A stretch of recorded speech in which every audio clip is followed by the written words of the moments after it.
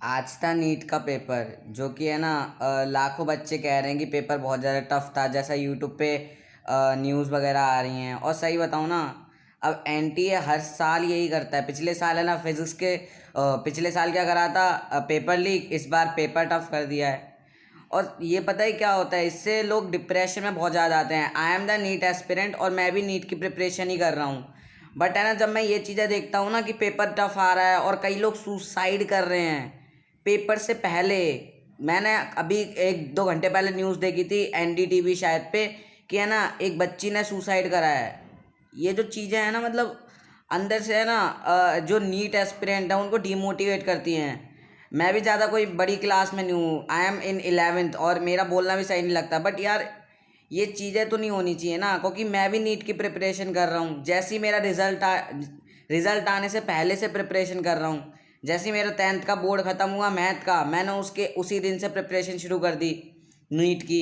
मैं दोनों क्लासों को मैनेज कर रहा हूँ, 11th भी कर रहा हूँ, 12th भी कर रहा हूँ, ताकि मेरे नीट में अच्छे नंबर आ जाए। बट अगर एनटीए ऐसा पेपर बनाएगी जैसा लोग बता रहे, टफ आया था, ट्रिकी आया था, फिजिक्स का सेक्शन हार्ड था।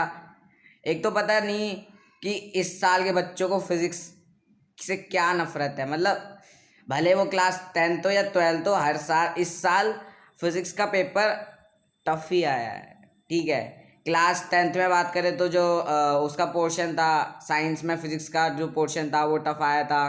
क्लास 12th का फिजिक्स का जो पेपर था वो तो हर कोई जानता ही है, कई वीडियोस भी बन रखी हैं कैसा था। और इस बार नीट में जो पेपर आया था वो भी टफ था, और जेई तो छोड़ ही दो। वहाँ पे फिजिक्स ने धोखा नहीं दिया, केमिस्ट्री ने दे दिया, जैसा न्यूज़ में चल रहा है, जैसे लोग बता रहे हैं।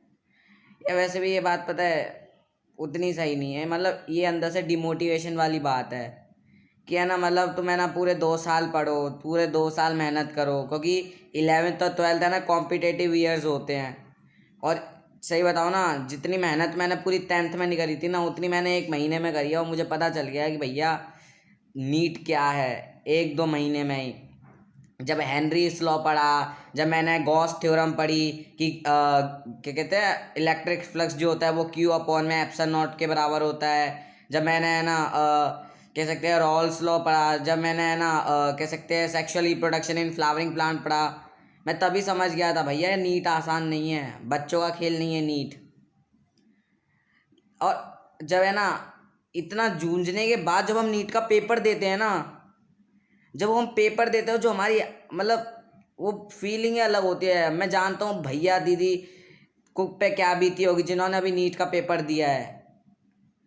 आई नो, मतलब मेरा बोलना उतना सही भी नहीं लगता क्योंकि मेरी एज क्या है, 17-18 का हूँ। बट यार हूँ तो मैं नीट एस्पिरेंट ना, और अगर ऐसी चीज़ें होती रहेंगी तो यार मैं किस तरह से नीट का पेपर दूंगा। और है ना हमेशा कम्पिटिटिव एग्ज़ाम में जो सीटें होती हैं ना, सीटें भी लिमिटेड होती हैं। भाई साहब कैसे होगा यार ये।